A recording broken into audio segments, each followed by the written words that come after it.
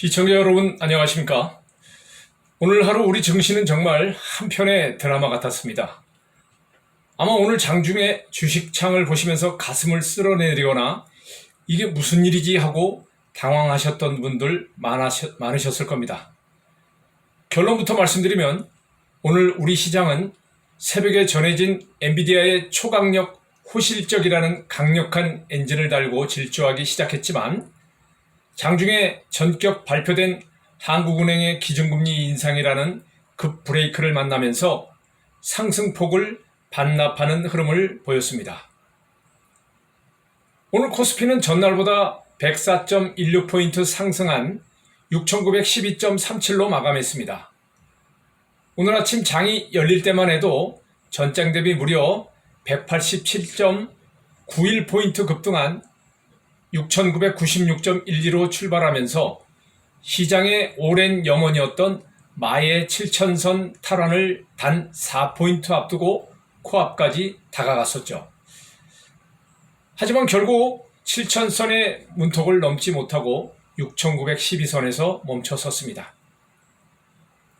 코스닥 역시 흐름을 같이 했습니다. 코스닥 지수는 전 거래일 대비 1.30% 오른 837.65로 기분 좋은 상승 마감을 기록했습니다. 오늘 유튜브 방송에서는 장 초반의 폭발적인 상승 분위기가 왜 장중에 다소 꺾였는지, 그리고 우리가 반드시 주목해야 할 한국 주식시장의 핵심 섹터별 이슈, 최근 3년 만에 가장 뜨거운 변동성을 보여주고 있는 비트코인과 암호화폐 시장 동향, 전 세계 자본시장에 목을 죄고 있는 중동발 지정학적 리스크의 본질, 마지막으로 내일 밤 예정된 미국 잭슨홀 미팅과 물가지표 등 유튜버와 투자자로서 절대 놓쳐서는 안 될 핵심 관전 포인트까지 아주 깊이 있게 파헤쳐 드리겠습니다. 오늘 아침 한국 증시를 폭발시켰던 주역은 역시 글로벌 AI 대장주 엔비디아였습니다. 시장이 숨을 죽이고 기다렸던 엔비디아의 분기 실적은 그야말로 역대급 스펙터클이었습니다. 엔비디아의 분기 매출은 전년 동기 대비 무려 106% 증가한 962억 2천만 달러를 기록하며 시장 전망치를 40억 달러 이상 훌쩍 뛰어넘었습니다. 주당 순이익 역시 2.22달러로 예상을 상회했죠. 사실 실적 발표 직후에 시간의 거래에서 조기 총이익률 둔화에 대한 우려로 잠시 하락 반전하는 등 흔들림이 있었습니다.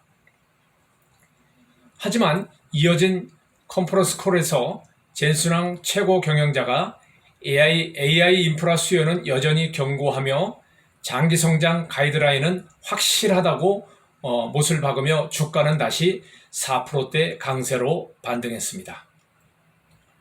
특히 엔비디아가 2028 회계연도 매출이 전년 대비 약 70% 증가할 것이라는 초장기 낙관적 전망을 제시하자 그동안 시장을 짓눌렀던 AI 거품론과 반도체 피크아웃 우려는 한순간에 눈 녹듯 사라졌습니다.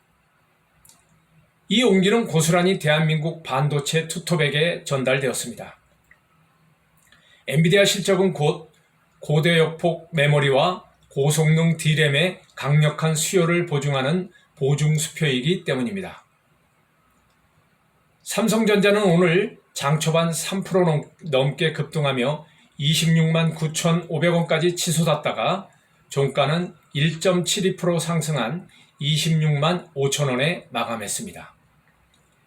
SK하이닉스 역시 장중 5%에 육박하는 폭등세를 연출했으나 장후반 밀리면서 2.49% 상승한 173만원으로 마쳤습니다.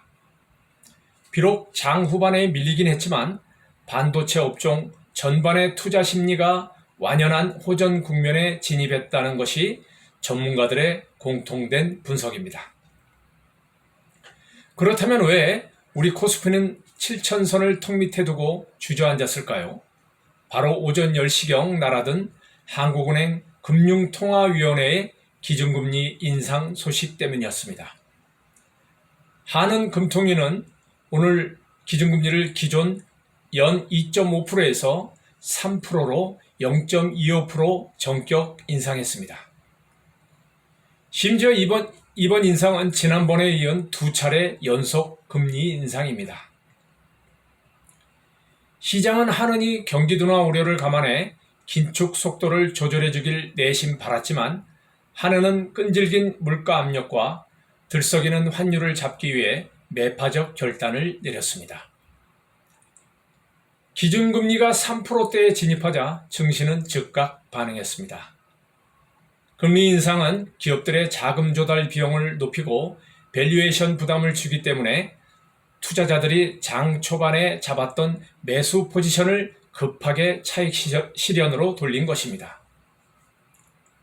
오늘 하루 원달러 환율은 금리 인상 여파로 전날보다 3.9원 내린 1380.9원으로 하락하며 원화 강세 흐름을 보였지만 증시 관점에서는 유동성 압박이라는 거대한 벽을 실감한 하루였습니다. 오늘 장에서 반도체만큼이나 뜨거웠던 섹터는 바로 2차 전지였습니다. LG에너지 솔루션이 무려 5.56% 급등했고요. 삼성 SDI는 무려 10.27%라는 가공할 만한 폭등세를 기록하며 시장의 시선을 강탈했습니다. 글로벌 친환경 정책 모멘텀과 낙폭 과대에 따른 강력한 저가 매수세가 유입된 결과로 풀이됩니다. 반면 최근 주주환원과 밸류어 프로그램 기대로 강세를 보였던 전통 가치주들은 다소 힘이 빠졌습니다. 현대차, 삼성물산은 동반 하락하며 대조적인 모습을 보였습니다. 자, 이제 암호화폐 시장으로 넘어가 보겠습니다. 최근 코인 투자자분들 잠 못 이루셨을 겁니다. 비트코인이 드디어 마의 벽이라 불리던 8만 달러를 돌파하며 8만 1235달러까지 치솟는 역사적 랠리를 펼쳤기 때문입니다. 3년여 만에 가장 압도적인 주간 상승폭이었습니다. 이번 폭등의 출발점은 지난 8월 20일 스콧 베센트 미국 재무장관의 메가톤급 발언이었습니다. 베센트 장관은 미국 정부가 시장 유동성 안정을 위해 10년에서 30년 만기 장기 국채 매입 규모를 최소 2배 이상 확대하겠다고 전격 발표했습니다. 실제로 미 재무부는 세션당 장기채 바이백 규모를 기존 20억 달러에서 40억 달러로 늘렸죠. 이 조치는 치솟던 미국 국채 금리를 강제로 끌어내렸고 시장에 거대한 달러 유동성 공급 기대감을 불어넣었습니다. 정부가 돈을 풀어서 채권을 사준다는 신호는 비트코인을 비롯한 글로벌 위험자산 시장에 엄청난 유동성 마중물이 되었고 비트코인은 단 일주일 만에 약 22% 폭등하는 기염을 토했습니다. 하지만 영원한 상승은 없는 법이죠.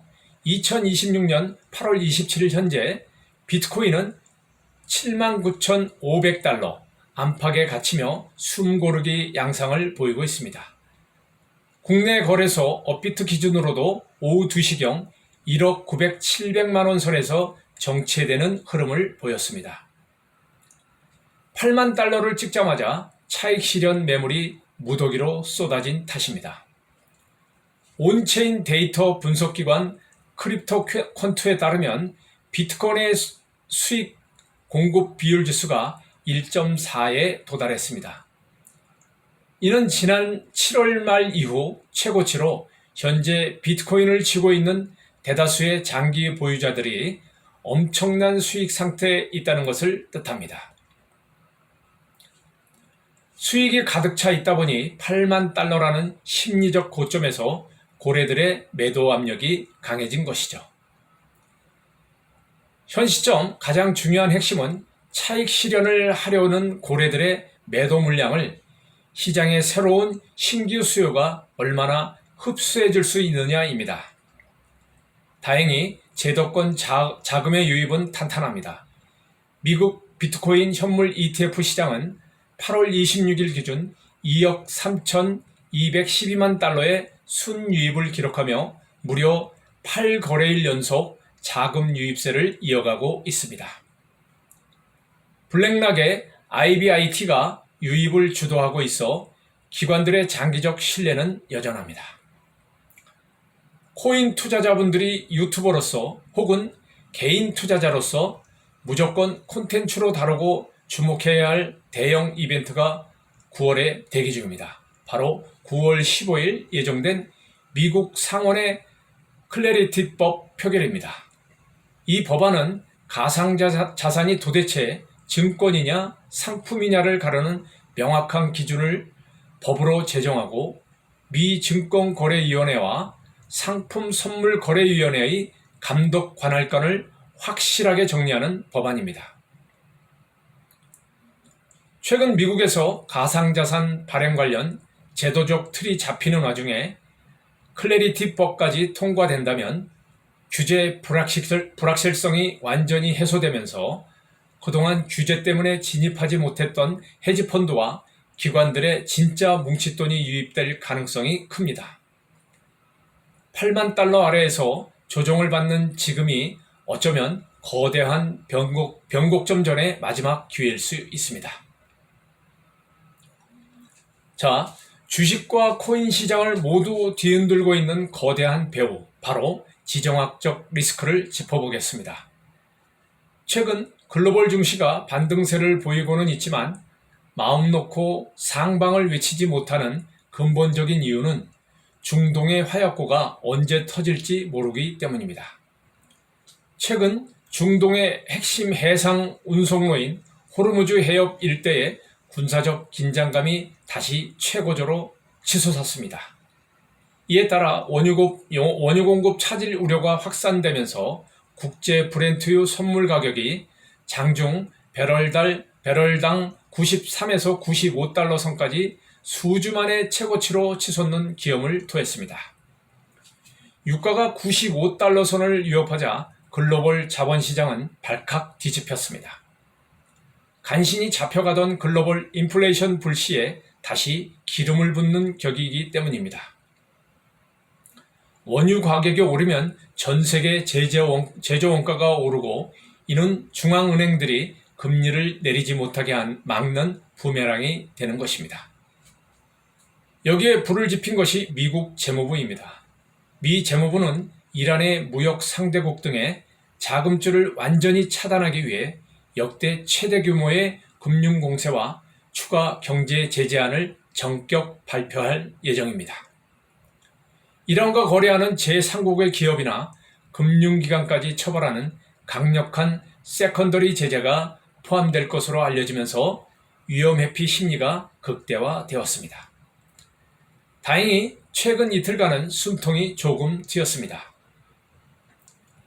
주말 사이 호르무즈 해협을 통과하는 원유 유조선의 운항 물량이 예상외로 크게 증가했다는 보도가 나오면서 당장 실물 공급이 뚝 끊길 것이라는 최악의 공포는 면했습니다. 또한 이란 지도부 측에서 외교적 해결과 분쟁 완화 가능성을 시사하는 메시지를 흘리자 시장은 주가와 유가에 덕지덕지 붙어있던 지정학적 리스크 프리미엄을 일부 걷어내기 시작했습니다. 덕분에 유가는 95달러 선에서 단기 기술적 조정을 받으며 다소 안정세를 찾았지만 이건 완전히 해결된 것이 아닙니다. 트럼프 행정부의 강경한 대외제재 집행 의지가 여전하고 미국의 빚더미 재정 지출에 따른 국채 발행 부담이 지속되고 있기 때문에 지정학적 불씨는 언제든 다시 타오를 수 있는 화약고라는 점을 기억하셔야 합니다. 자, 그러면 우리는 앞으로 어떤 전략을 짜야 할까요? 시청자분들께 전달할 핵심 요약이자 투자자분들이 가슴에 새겨야 할 세 가지 특별 관전 포인트를 알려드리겠습니다. 첫 번째, 오늘 밤과 내일 밤 이어지는 미국 매크로 슈퍼 위크입니다. 오늘 우리 증시가 하는 금리 인상으로 주춤하긴 했지만 진짜 본게임은 오늘 밤부터 주말까지 미국에서 열립니다. 한국 시간으로 오늘 밤 11시 잭슨홀 경제정책 심포지엄에서 케빈 허시 신임 연방준비제도 의장의 기조연설이 진행됩니다. 워시 의장이 만약 물가 안정을 강력히 외치며 매파적인 발언을 쏟아낸다면 미 국채금리가 다시 치솟으며 전 세계 증시와 비트코인에 가차없는 조정이 올 수 있습니다. 내일 밤에는 연준이 가장 사랑하는 물가지표인 7월 개인 소비지출 물가지수가 발표됩니다.